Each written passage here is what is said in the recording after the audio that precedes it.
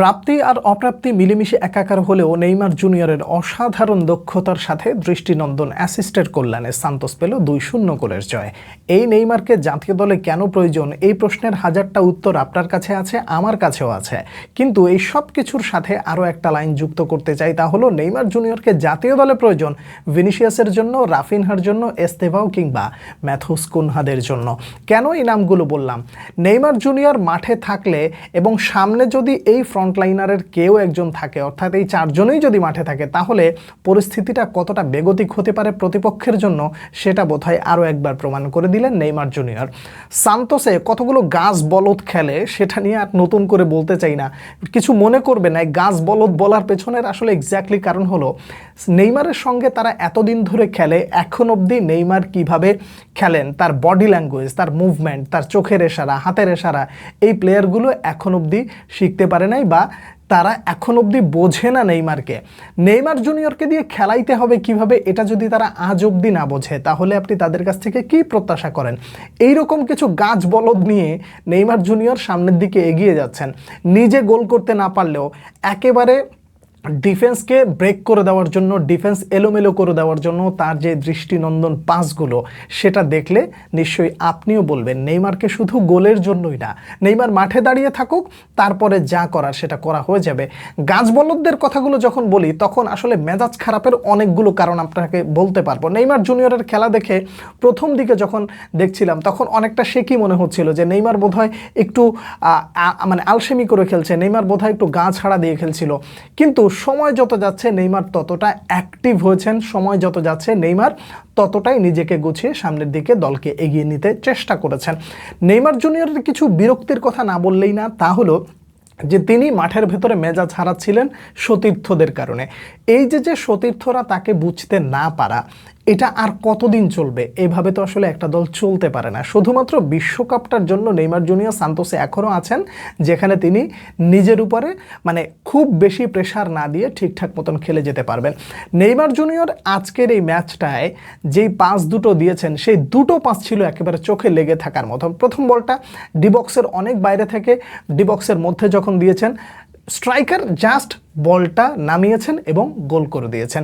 এই ধরনের স্ট্রাইকারদের জন্য এইভাবে গোল করাটা যদি সহজ হয়, আপনি একটু কল্পনা করে দেখেন তো যে ব্রাজিল জাতীয় দলে হলে ঘটনাটা কি ঘটতে পারে। এরপরে আপনি সেকেন্ড গোলটা দেখেন, সেকেন্ড গোলটার যে পাসটা নেইমার জুনিয়র দিয়েছেন, ওই পাসটা দেওয়ার পর আপনি প্রতিপক্ষের কোনো একজন প্লেয়ার অর্থাৎ ডিফেন্ডাররা বুঝে উঠতে পারে নাই যে এখান থেকে বলটা এইভাবে ছাড়বে। সুন্দর করে একজন প্লেয়ার ঢুকে গেছে লেফট উইং দিয়ে, তারপরে তিনি বলটা ছেড়েছেন, একদম সহজে গোলটা দিয়েছে। লাইসম্যান অর্থাৎ সাইড রেফারি যিনি ছিলেন, তিনি ফ্ল্যাগ উঁচিয়ে দাঁড়িয়ে আছেন। নেইমার জুনিয়র ছুটে এসে বললেন যে তুমি এটা ভালো করে চেক আউট না করে এটাকে তুমি ফাইনাল ডিসিশন দিও না। শেষ পর্যন্ত সেটাও গোল হয়েছে, অফসাইড হয়নি। নেইমার জুনিয়রের খেলাটা শুরুর দিক থেকে আপনি দেখে কিছুটা মনক্ষুণ্ণ হতে পারেন যে নেইমারকে আসলে ওইভাবে পাচ্ছেন না যেভাবে আপনি চান, কিন্তু সময়ের সাথে সাথে নেইমার জুনিয়র নিজেকে আরও অ্যাক্টিভ করেছেন, এটা সত্য কথা। নেইমার জুনিয়রকে ব্রাজিল জাতীয় দলে এজন্যই দরকার যে সে শুধু মাঠে দাঁড়িয়ে থাকুক। অনেক লিজেন্ডদের মুখ থেকে আপনারা নিশ্চয়ই এই কথাগুলো শুনে থাকবেন যে নেইমার মাঠে থাকলে যা করতে পারে সেটা আসলে অনেকের পক্ষেই সম্ভব হয় না। এটা আরও একবার দেখলেন, তার মানে সে মাঠে দাঁড়িয়ে থাকলেই যে আসলে পার্থক্য গড়ে দিতে পারে সেটা নিশ্চয়ই আপনারা আগেও দেখেছেন, আজকে আরও একবার দেখলেন। আমি শুধু কল্পনা করছিলাম যে ব্রাজিল জাতীয় দলের যে ফ্রন্ট লাইনাররা আছে তাদেরকে যদি এই ধরনের পাস দেওয়া হয়, তারা এই গোলগুলো আরও সহজে কনভার্ট করতে পারবে। যেই গোলগুলো সান্তোস মিস করে, যারা তার বডি ল্যাঙ্গুয়েজ বোঝে না, তার মুভমেন্ট বোঝে না, তার চোখের ইশারা, হাতের ইশারা কিছুই বোঝে না, সেই জায়গায় এই একই কাজগুলো যদি ভিনিসিয়াসের সাথে করতেন, রাফিনহার সাথে করতেন, ম্যাথুস কুনহার সাথে করতেন, তাহলে ঘটনাটা কি ঘটতো একটু চিন্তা করে দেখতে পারেন। নেইমার জুনিয়রকে যদি আপনি একটু নিচে নামিয়ে খেলেন, তাহলে আপনি কি আশা করেন? আপনার ফ্রন্ট লাইনে এস্তেভার মতন স্পিড স্টার আছে, ভিনিসিয়াস জুনিয়র আছে, ম্যাথুস কুনহারা রয়েছে, তাহলে নেইমার জুনিয়র একটু নিচে নেমে খেলতে পারেন। যদি আপনি তাকে নিচে নামায় না খেলেন, উপরেও যদি রাখেন, তাতেও লস নাই। ভিনিসিয়াস জুনিয়র, রাফিনহারা জায়গাটা যেভাবে কাভার করে ফেলবে, তখন নেইমার জুনিয়রের জন্য বল ছাড়া, গোল করা, গোল করানো সব কিছুই সহজ হয়ে যাবে। নেইমার জুনিয়রের হিট ম্যাপটা দেখলে আরও অবাক হলাম যে সময় যত যাচ্ছে নেইমার ততটা অ্যাক্টিভ হয়েছে। শুরুর দিক থেকে যেভাবে একটু গা ছাড়া ভাব দেখে খেলছিলাম, মানে দেখছিলাম, সেই জায়গা থেকে নেইমার আস্তে আস্তে অ্যাক্টিভ হয়েছেন, এটা সত্য। কিন্তু সতীর্থদের কাছ থেকে এই ধরনের অ্যাপ্রোচ পেলে সত্যি একজন দর্শক হিসেবে আমার যেমন মেজাজ খারাপ হয়েছে, আপনারও হবার কথা। নেইমার জুনিয়র হাত দিয়ে দেখায় দেন যে এইখানে বলটা দাও, তো মানে এরপরেও তারা বলটা ব্যাকপাস করে দেয় কিংবা এমন একটা জায়গায় বল দেয় সেখান থেকে বল হারাইতে হয়। এগুলো সত্যিকার অর্থে দৃষ্টিকটু। নেইমার জুনিয়র মতন প্লেয়ারকে দিয়ে যদি আপনি খেলাইতে না পারেন, নেইমার জুনিয়রকে দিয়ে যদি আপনি খেলাটা না শিখতে পারেন, তার কাছ থেকে যদি আপনি বল নিতে না পারেন, দিতে না পারেন, তাহলে এই প্লেয়ারদেরকে আসলে গাছ বলদ বলা ছাড়া আসলে কিছু বলার থাকে না। নেইমার অ্যাজ ইউজুয়ালি নেইমারের মতোই খেলেছেন, কিন্তু অপ্রাপ্তির জায়গাটা হলো নেইমারকে একটু শেকি লাগছিল, সেটাও যেমন সত্য।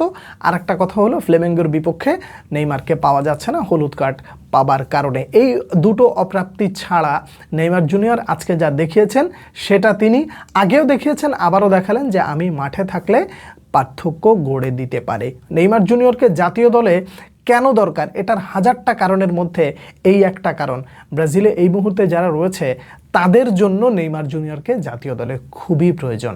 নেইমারকে ব্রাজিলের প্রয়োজন, ব্রাজিল নেইমারের প্রয়োজন। শুধুমাত্র এই দলটাকে সার্ভিস দেবেন বিধায় তো সব কিছু ফেলে, টাকা অর্থ সব কিছু ফেলে দিয়ে তো সান্তোসে এসে পড়ে আছেন, শুধুমাত্র বিশ্বকাপটা খেলবেন বিধায়। প্রিন্সকে ব্রাজিল ঠিকঠাক মতন বিদায় দিক, তার বিশ্বকাপটা রঙিন হোক সেই প্রত্যাশা, এবং সামনে যখনই নেইমার মাঠে নামবে তখন সে আরও ভালো কিছু দেখিয়ে ব্রাজিল কোচ কার্লো আনচেলত্তির মন জয় করবে, সেটাই প্রত্যাশা। আপনারা যদি ম্যাচটা দেখে থাকেন, কেমন দেখলেন, কেমন উপভোগ করলেন, কোন জায়গাটা খারাপ লেগেছে, কোন জায়গাটা ভালো লেগেছে, এবং এই ম্যাচের কি ফ্যাক্টরটা আসলে কোন কোন জায়গা ছিল, যদি আপনি আমাকে পয়েন্ট আউট করে লিখেন অত্যন্ত খুশি হব। একই সাথে আপনার যদি কোনো প্রশ্ন থাকে করবেন, আমি উত্তর দিয়ে হাজির হয়ে যাব। পরবর্তী ভিডিওতে আবার আপনাদের সঙ্গে দেখা হচ্ছে, সে পর্যন্ত অনেক অনেক ভালো থাকবেন। আল্লাহ হাফেজ।